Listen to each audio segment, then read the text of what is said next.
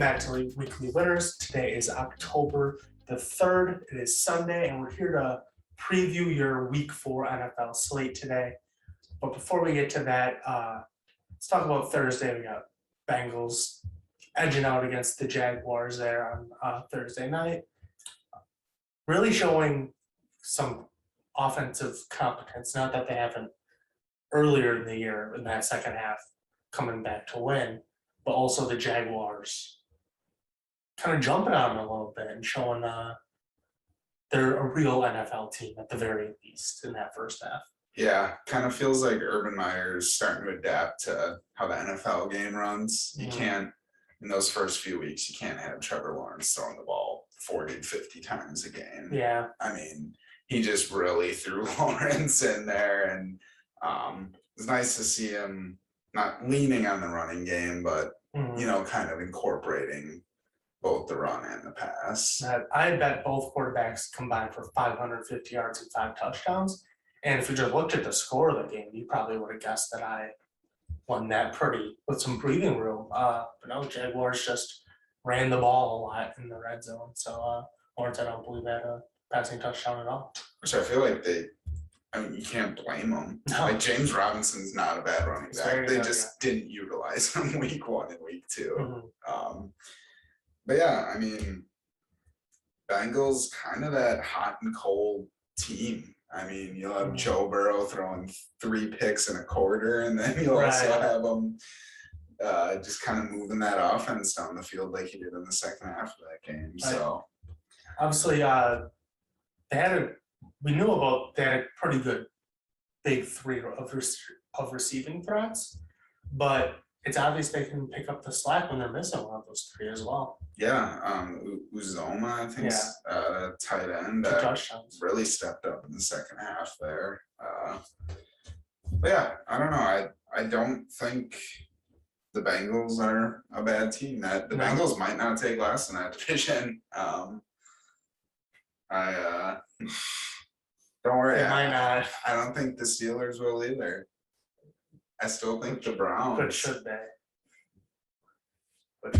We can talk about that we'll get when we get to the game. Start with the noon games. Panthers going to the Cowboys. I kind of had a name for each week, I think. Week 1's calibration week. Week 2 was like don't overreact week. Week 3, I forget what I called it. Week 4 is, I'm going to call it, it's the test week. There are these 3-0 and 2-1 teams are getting their first test in this week. And the Panthers are the first of those. 3-0, they get the Cowboys, who despite, they're 2-1, with only a loss to reigning Super Bowl champions, and good wins the other 2 weeks.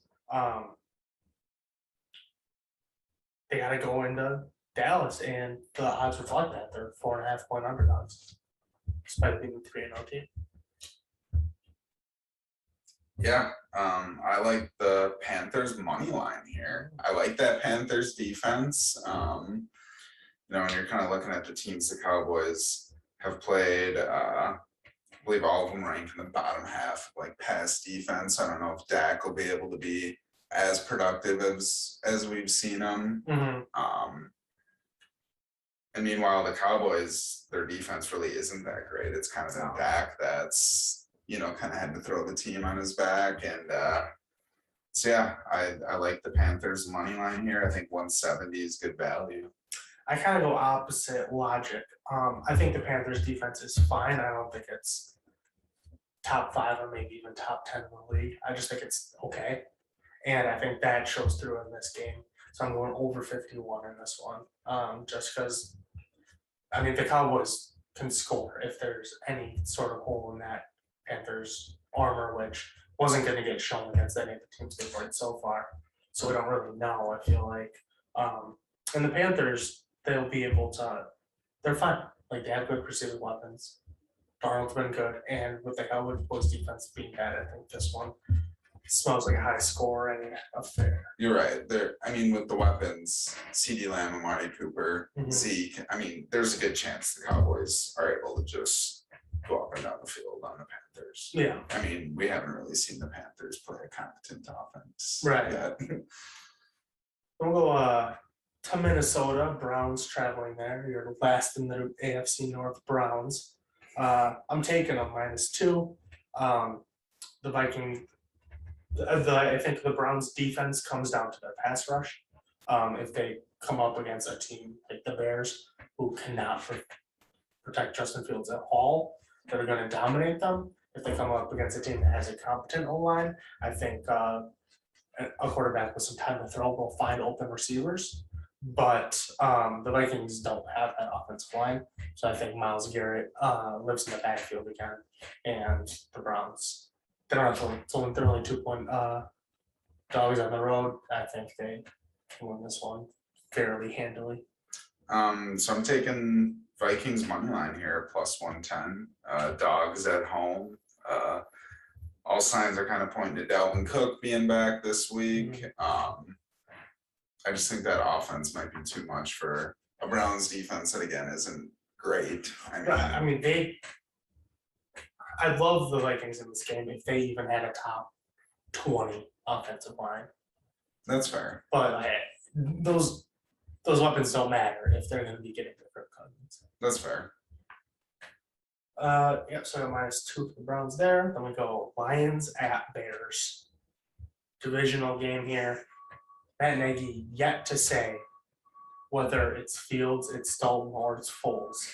And what's the old saying? If you have 2 QBs, you don't have one. What if you have 3 QBs?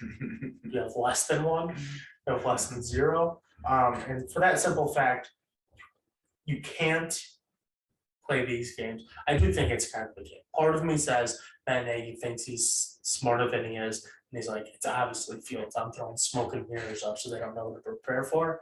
Can't show that. You just can't show that lack of trust in your rookie QB when nothing of it was his fault last week. So I'm taking the Lions money line here. I think, like we said, the Lions are going to win 4 games somewhere, and this is a perfect spot for them to do it. Yeah, I agree. I just can bring myself to bet the Lions. I like it either way, but going into this game, I kind of had a thought that I was going to take the Lions money line, and I was hoping for a little bit better than +125. Yeah, so I really didn't like any of the lines. Bears defense is pretty good, so I didn't like that over under very much, especially with how bad the Bears offense was with Fields last week. But I kind of found a receiving stat that I like. DeAndre Swift and Jamal Williams to combine for over 63.5 receiving yards. That offense is just kind of a check down offense right now. Right. So I like that there. The receptions seemed high. I think to get that -110, it would have been like 11 receptions, which is so much. Right. At least with the yards, it can go exactly opposite from what you think. They might only complete 5 passes to backs, but like maybe they just break one. Right, maybe they break a screen or something for 40 yards, and it's like, okay, now I'm sitting in a good spot. Like, So then we'll go Texans at Bills. What are we doing here? I had to clean the glasses off when I saw this line. Let's see what I think. I'm seeing 17-point favorites. I know it's at home, and I know what they did to the Jets and to the football team last week. But are we going to see a line this big for the rest of the year? I haven't looked at games, but I doubt it. Well, here's the only thing. As I said, that the Jets do have to go to Buffalo. So That's if they're true. saying the Texans are starting, But they might not even put that line just with it being a divisional game. 17th lot. Right. That's what I'm saying. That Jets line might only be like 13.5 or something. So are you bold enough? Are you? I am not. I had the Texans covering when they were 14-point dogs to the Browns, and that hit. But that was with Tyrod. Granted, he got hurt halfway through that game. I think the Texans are good for like 10, 14 points here. So I like the over 47 because I think the Bills might be good for 47 on their own. I'm on the over as well. It's just when a team is scoring as many points as it's clear that Vegas thinks the Bills will be doing, you're just giving the ball back a lot.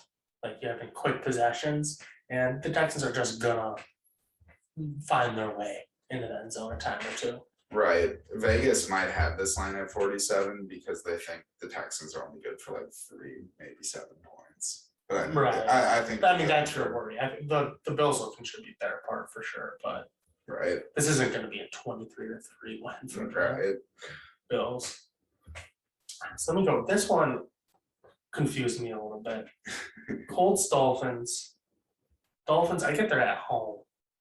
-2.5. I don't really think they'd be favorites in this game. I don't think so either. They showed signs of life taking that Raiders game to overtime, but that I indict the Raiders more for that than I give the Dolphins credit. And we talk about like the 3-0 teams not being tested yet. I'm not a Colts believer. What was their first 3? Rams, Seahawks, Titans. Yeah. That's about as bad as it gets. Right. So I don't like it, but they played these teams. They played the Rams close within 3. I'm taking the Colts +2.5 here on the road. I had the same thought process. I mean, the Colts, that was probably their hardest 3-game stretch they'll have all season. Right. I'm taking a money line. And I'm a fan of Jacoby Brissett.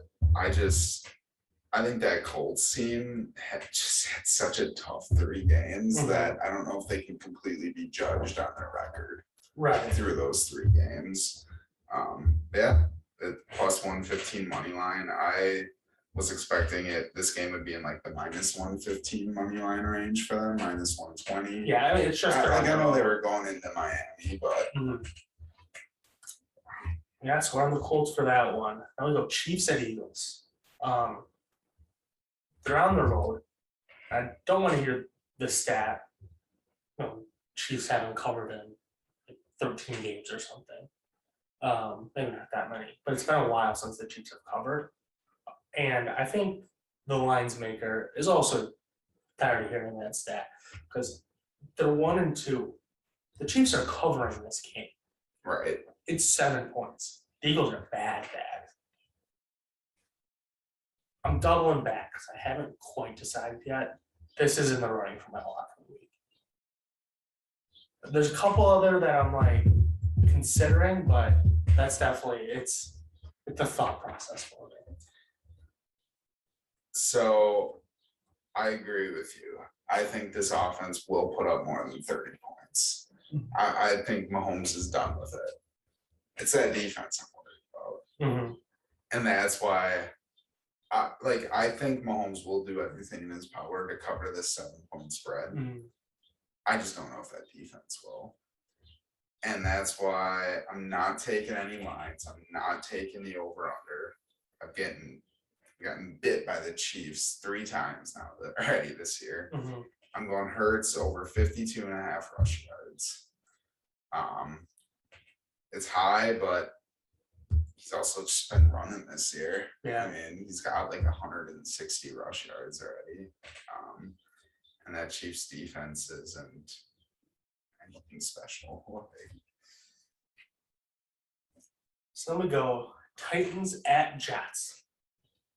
And we talk about locks of the week. Titans -6 might be even better than Chiefs -7. And yeah, again, they're on the road, but it's the Jets. I think this line is very manipulated by the fact that Julio and AJ Brown are both out. Right. But Derrick Henry is just going to rush for 300 yards and 4 touchdowns. That's it. I have Titans -6, but you want to make a little money? You want to really pad that big line? Come here. Julio Jones and AJ Brown are out. Derrick Henry over 1.5 touchdowns +250. And you really want to pad that wallet? over 2.5 touchdowns. This is rushing and receiving. He has been catching the ball more than anticipated this year. Plus 1,400 for Derrick Henry to score 3 touchdowns or more, something he's already done this season. I think, what's the line on over 3.5? Couldn't find it.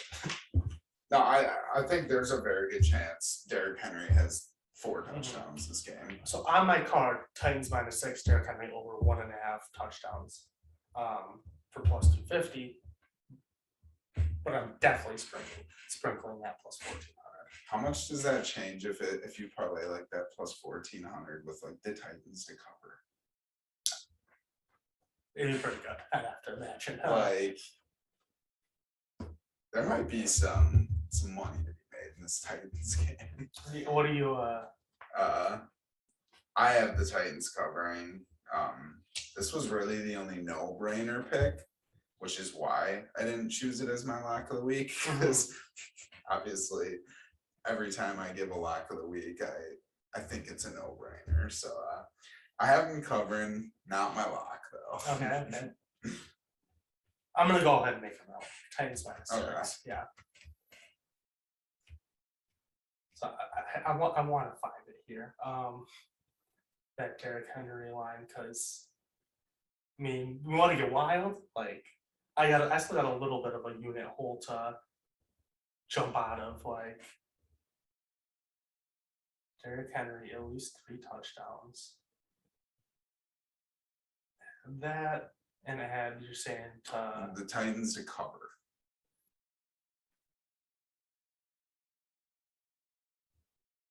plus 2840. Yeah, I might have to throw some cash on that. It's not bad. I'm trying to see what is it if it's just the 2.5 or over the 1.5 touchdowns.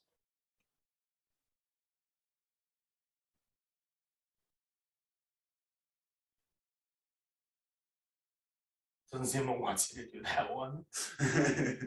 It's too likely.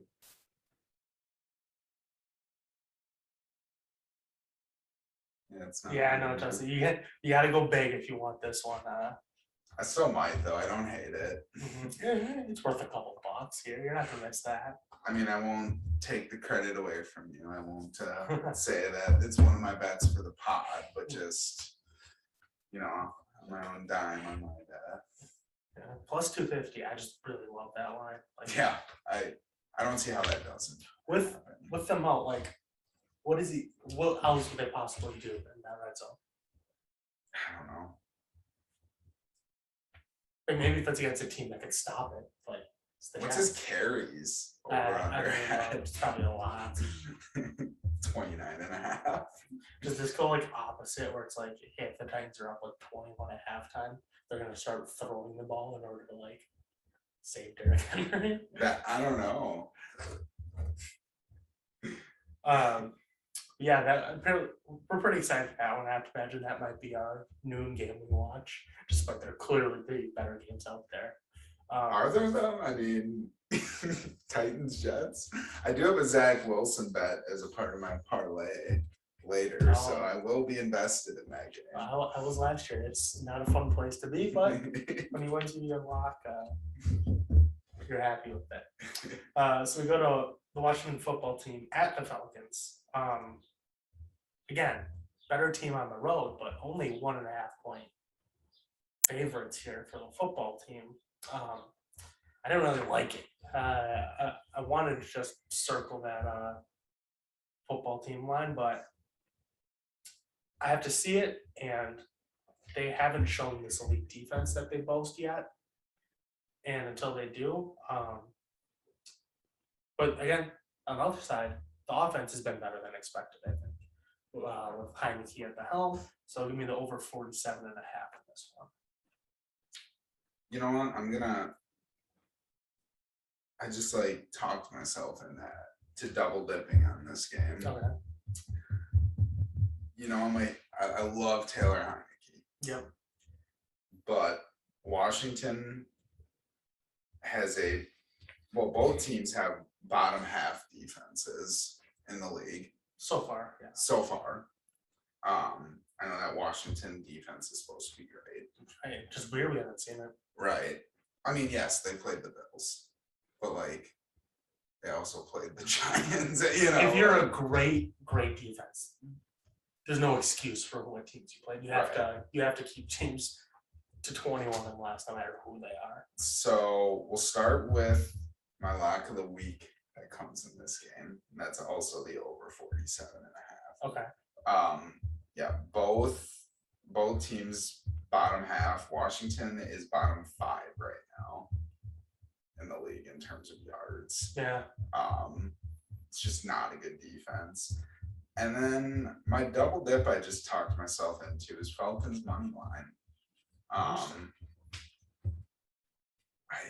There's just something about it that I don't even know why, but I just talked myself into Falcons money line at plus 105. It's a feeling. No rhyme or reason. My gut's just telling me. This next game, Giants and Saints, is another reason why I'm still debating that lock for the week, because I love Saints -7 in this one. They're finally back in the Superdome. There's gonna be fans there. The Giants are bad. I think the Saints just see what the Saints can do when they haven't been home for a month. Like now they finally have your own bed to sleep in, practice in your own facilities. You're back home in front of your fans. This one just feels like a blowout. Yeah, I also took the Saints -7. This has have you seen clips of their first game after Katrina? Right. It's just the atmosphere, right. Just putting the city on their back, bringing the city together. Hey, we're all in this together. It's not quite that, but it's not as bad as Hurricane Katrina. Right, I'm not saying it is, but the Saints fans love the Saints. It's really they have the Pelicans, but they don't really care about that. They love the Saints. They'll show up. This building's going to be crazy. Yeah, I just think the atmosphere will be absolutely nuts, and the Saints will feed off that. And the Saints are good, and the Giants aren't. Right. Cardinals at Rams. It's an very interesting game for the division. Both teams 3-0. The Cardinals were losing to the Jaguars at halftime, which is a mistake. That I like the Cardinals. That's not a vulnerability that the Rams are yet to show. It's in LA. I like the Rams -4.5 in this one. This could be a huge win for the Cardinals if they can go in. This would be the equivalent of the Chargers going into Arrowhead and kind of stealing that division. The favorite, I can't say the lead for the division because of the Raiders and Broncos, but in this case, it would be Cardinals 4-0 having a win over the Rams. Would be a great place to put them in, but my gut just says the Rams after seeing what they did with the Buccaneers. Yeah, so although I agree with you, after week 2, I said I am riding with the Cardinals till further notice. They have not steered me wrong in terms of winning games. So I am taking the Cardinals money line at plus 175. I said I'm riding with them till further notice. Yeah. If this is the week they kind of, take a step back, well, maybe I don't have to ride with them. It doesn't even have to be a step back to lose to the Rams. Right. We go Seahawks at 49ers, and I hate this game. I almost didn't bet it. There's nothing I like about it. 2.5 seems exactly right. 52, I can't put my finger on which side of that I like. So I almost just skipped over it, but I went digging for this line. Trey Lance to score a touchdown plus 420. And that, would feel bad if they bring him in and he throws a touchdown in the red zone, but it seemed almost on every play that they put him down there, it's an option. It's run first, right? Every time, and it's clearly a prominent part of the red zone package. I don't see why his odds are so considerably lower than Trey Sermon, because he clearly is put in there in those situations. Obviously, less opportunities, but when it comes down to those opportunities within the 5, I think he's their first Yeah, I'm kind of with you. I didn't like either side. I actually went on Google and typed in coin flip and designated Seahawks as heads, Niners as tails, and Seahawks won. So I've got the Seahawks covering 2.5. It should be a good game. They just nailed the lines. Right. Yeah, that Niners defense just confuses me. Yeah. Like they'll go That out and Lions game is just give up what 33 points or something to the Lions. Come back, I try to put give up 11 to Philly, Right. who just dropped 30 the week before. I try to put the Lions out of my head because I want to say it's An anomaly, like right. It's just so many points right at the end, but like it happened. right, Like that's 33% of the games we've seen that for their defense so far. Like until we get to week 6 or 7, it's going to be a prominent part of what I have to base my bets off of. I just don't like. I just don't like the game. and then it's the same thing with the Seahawks defense. Week 1, it's like wow, like the Seahawks defense might be good. Don't want to overreact, but and then they'll go and just not be great. Week 2 and 3, like so that over under even it's hard to put a number on what I like there. So Ravens at Broncos, and this Ravens team is confusing. Beating the Chiefs, cheating to beat the Lions.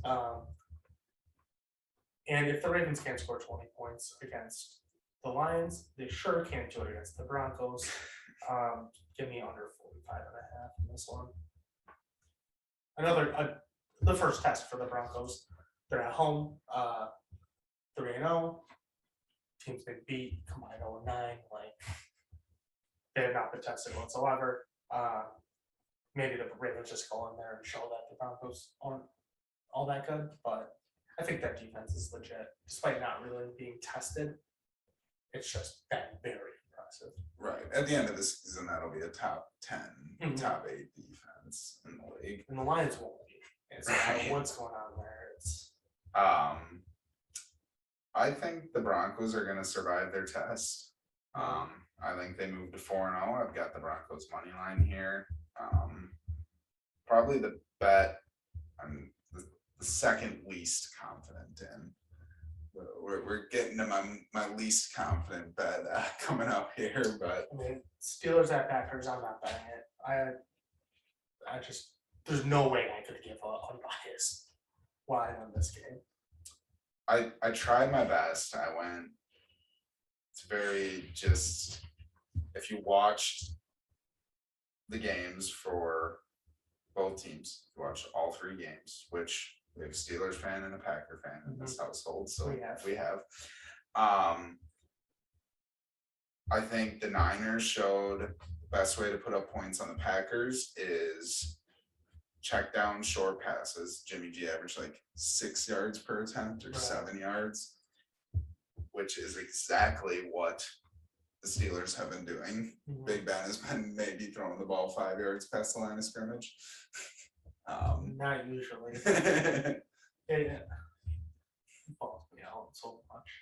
Yeah, I've laid out that like losses aren't going to crush me this year. I want them to get a young quarterback, but just seeing them out there just makes me very sad.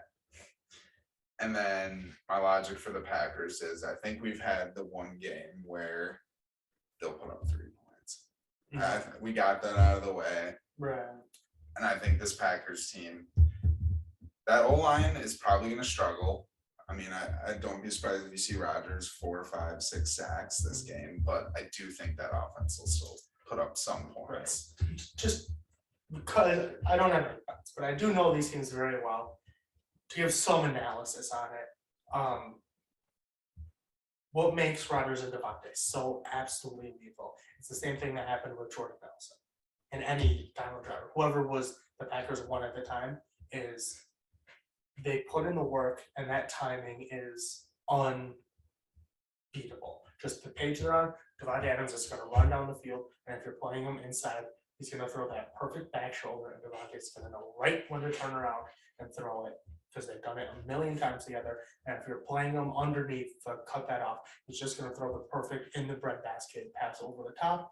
And the only way that you can make sure that that doesn't happen is you can double them, which is simply they have enough. I believe Valdez Scantling might be out, but they do have Rodgers can find he'll feed it to receivers, even if they're not that talented. He's done it his whole career. You can't do it. You could double Devontae, which will work 90 to 95% of the time. But it's just not sustainable to double somebody every single play. Right. What you have to do is throw off that time by disrupting Rodgers in the pocket. And if I were to put myself on that optimistic side, that's what the Steelers can do. They can throw a lot of blitzes at Rodgers to just offset that time. Well, that's their key to winning. That's how they win the game. It's the only way they can do it, and then it's. But yeah, so after everything I said, I like the over 45.5 here. I think the Steelers over hits for the first time this season. I don't know, just kind of feels right. Mm-hmm. I mean, just with how well the Niners did against the Packers with Jimmy G only averaging like 6-7 yards an attempt. Mm-hmm.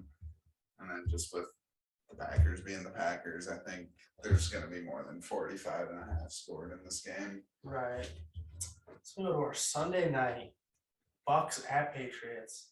Patriots 7-point dogs at home, which was the last time seen. 2 decades more. Probably more because it just doesn't happen. So I knew I wanted to get creative with this game. I think the Bucks pull the Patriots out. I think we both do. So just to go Bucks -7 wasn't good enough for me. I flirted with like Bucks minus like 13. I believe that was plus 250. I had written down Bucks to win both halves. I believe that was like plus 145-ish, but it doesn't work when they just get up big in the first half and just hold the ship, hold the line in the second half. But I do think it's a dominating Bucks win. So I'm going Bucks to lead in each quarter by 138. I believe if this is alive at the end of the first quarter, then I'll probably just win it. If the Bucks take like a 7-0, a 10-0, a 10-3, a 10-7 lead in the first quarter, I think that just holds for the whole game. So if you want to know how I actually feel about the game, Bucks win this game 35-10. Mm-hmm. But something's telling me that, so let's roll back to last season. Brady gets out of New England. There's the debate. Was it Brady or was it Belichick? Mm-hmm. His first season with the Bucks, Brady goes out and wins the Super Bowl. Conversation done. Mm-hmm. Everyone's like, well, it was Brady. Part of me wants to think Belichick brings that conversation back with this game. I am running Patriots money line plus 265. What did we talk about? Was it week 1 where you talked about the field storyline with your bet? There was some bet you made. Like I think it was week 2. Week 2. But it's like this feels like this could be one of those storyline games where it's going to bring back the debate. Was it Brady? Was it Belichick? But I actually think the Bucs will win like 35-10. Belichick's the greatest coach of all time. He's won 6 Super Bowls. But which teams does he win Super Bowls with? The really good ones. Right. The ones with elite defenses and really good pass catchers. People say Brady doesn't have pass catchers when he is thrown to the best tight end and wide receiver of all time. I mean, I just don't understand that. But the Patriots team isn't good. Like Brady is going in there with Gronk, with Mike Evans, with Chris Godwin, with Antonio Brown. The Patriots have no weapons. They have Mac Jones, who's not looked good, and he's looked the best out of the rookie quarterbacks. Trey Lance. That's fair. Just the one with the least opportunities to mess it up. And this Bucks defense can obviously be taken advantage of in the pass game. Not by Mac Jones, it can't. I don't think. Not with how he's been playing so far. And we talk about check downs, like he's a game manager in the worst sense of the word so far. It's the most versatile term in football. It can be used as the worst of insults and the highest of compliments for quarterbacks. And he's just been asked to do very little, and he's struggled to do that sometimes.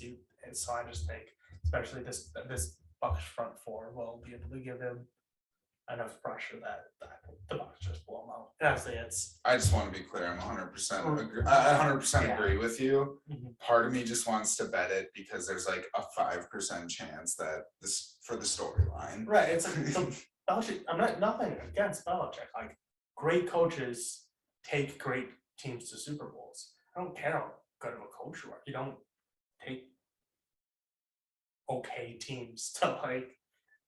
You still need a level of talent that I just don't think the Patriots have. Yeah, I agree. The weapons that the Bucs have. Mm-hmm.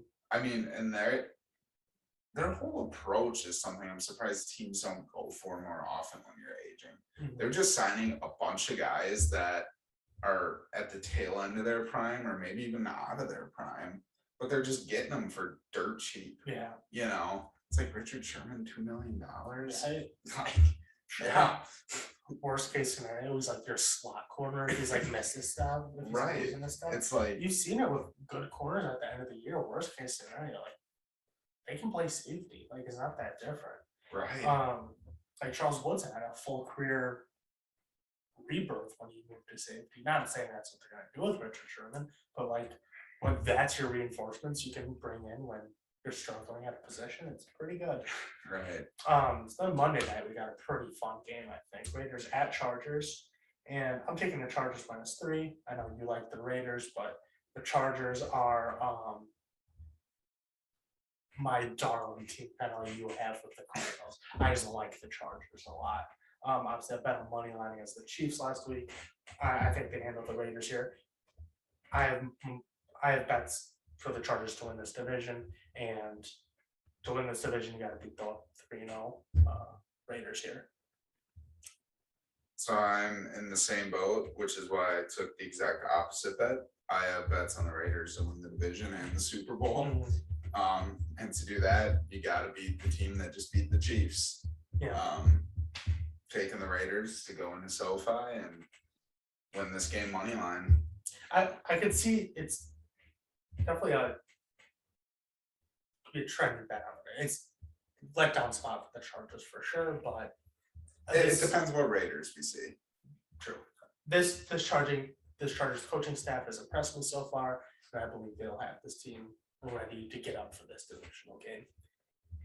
Yeah, I completely dependent on what Raiders you see. You see the Raiders defense from week 1 and week 2. I think maybe Herbert gets in a little trouble. Mm-hmm. You see the Raiders defense that just played the Dolphins. The Raiders defense is very similar to the Browns. To me, if you can handle their pass rush, they can be picked apart. If you can't, that's going to cover up for their pass defense. Right. But yeah, I feel like we've got quite conflicting bets. This is easily the week where you have the most opposite thoughts on games, which you also said that you don't like this card. You're struggling to pick a block of the week. But I think that's good though. Right. I've loved every card I've had, and right, and I love this card. I'm scared about that. But so yeah, our bets are gonna win. Hopefully your bets are gonna win. I'm just gonna not go 500 this week like I've gone pretty much every week. I do have one parlay to throw at. So do I. What am I talking about? Yeah, we're not done yet. I'll start with mine while you pull yours up here. I'm calling this one the yards parlay. Ascend to the points parlay. Sam Darnold over 268.5 pass yards. Got Teddy Two Gloves over 240.5 pass yards. And Zach Wilson, your boy, pulled through for you last week. Got him throwing over 223.5 pass yards. And that parlay, that 3-legger for plus 564. You go big on your parlays. That's for sure. I'm going a little different route. This one's called the Don't Be Pathetic parlay. Okay. A little tease. Lions at Bears over 35.5. Colts at Dolphins over 36. Giants at Saints over 36. That's the three lowest totals of the day. Teased down 6 points. Parlay together at plus 150. Exactly. I like Just it. don't be pathetic and combine to score over 40 points once. Mark my words, Sam Darnold might throw for 400 yards this week. Just gonna throw that out there against the Cowboys. Oh, I am invested in multiple noon games. You can't. Oh yeah. Oh no, that's not good. How are we gonna decide between Titans, Jets, and Panthers, Cowboys? The games everyone thought we'd be watching. The Browns Vikings is a good game too. No, none of it matters to us. I'd like to watch the Bills. I haven't watched a full Bills game yet. Colts Dolphins, sure not watching that. Chiefs Eagles, that'd be fun too. I think Just let the Chiefs put up points. I think Lions Bears is probably the best noon game. That was one you could consider. I don't think. There's a rumor Nagy's just gonna run with like David Montgomery. The only chance I see a second of this game is if it goes overtime. I think I can maybe convince you to turn it on if he just from right field starts Nick Foles. You're absolutely right. That's what I was thinking. I'm like, there's just no way he does it. There's no way. I think he would be fired. He's already like quote unquote in the hot seat. Well, he should have been fired several times. He clearly has some dirt on this Bears organization. But enjoy this Sunday. Hopefully your bets win. And we will see you on Wednesday for our recap.